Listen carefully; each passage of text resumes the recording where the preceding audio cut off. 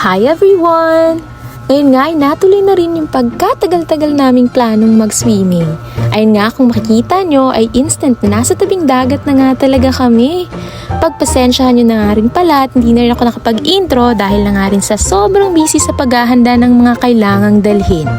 Diyan nga guys, sinisimulan na naming ayusin at ilatag yung mga kakainin. Dahil ngayon nga ay naisipan naming mag-boodle fight na rin. Nalala ko nga ay sobrang tagal na rin ng last boodle fight namin. Kung hindi pa nga ako nagkakamali ay mga 2021 pa iyon. Bali onti lang pala yung baon naming pagkain dahil na nga rin hindi ito planado. Pero okay lang naman yun. Ang importante, nakapag-enjoy at medyo nakapag-relax na rin kami. Syempre, pagkatapos makapag-prepare, ayun na nga, lumafang na talaga kami. Dahil nagutom na rin yung mga bulate namin sa tiyan.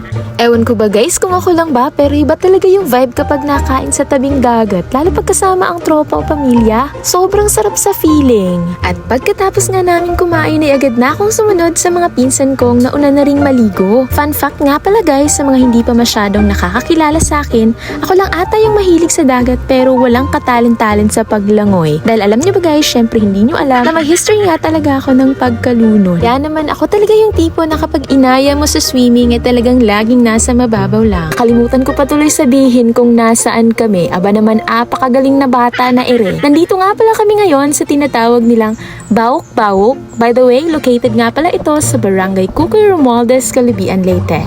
At dyan nga guys, ay enjoy na talaga kami. Kita nyo naman, may pa-dive pa talaga kaming nalalaman. Kala mo talaga mga professional diver. Atake ka girl.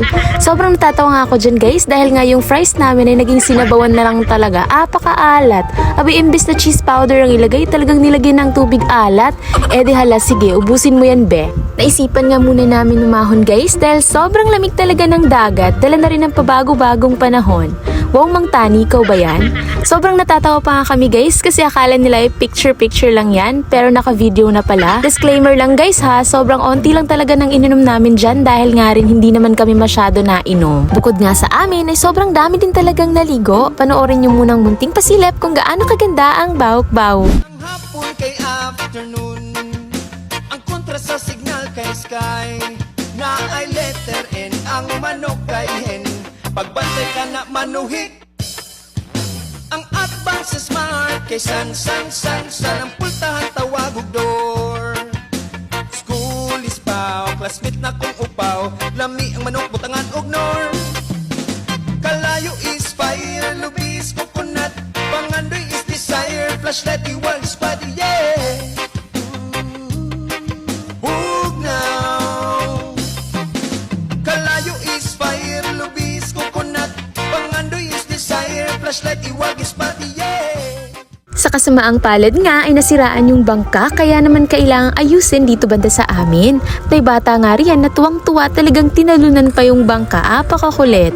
Tsaka nga pala guys, pasado alas 4 na yan kaya naman napagdesisyonan naming umahon dahil baka gabihin kami at malayo-layo pa naman yung uuwian namin. Pero bago nga magligpit ay talagang kumain na muna ako at may tira pang pansit kanina. Aba tingnan nyo naman yung pansit, ako naman talaga.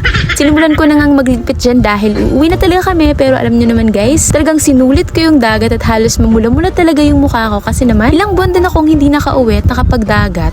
Buti na nga lang malapit lang ang Bauk-Bauk sa amin, hindi mo na kailangan gumastos ng malaki at mag-travel sa malayo para makapag-relax. Kaya naman sa mga gustong pumunta dito, wala na po kayong babayarang entrance fee o cottage. Pwede kayo dito magdala ng tent at mga pagkain kung gusto nyo. Hanggang dito na lang guys, paalam!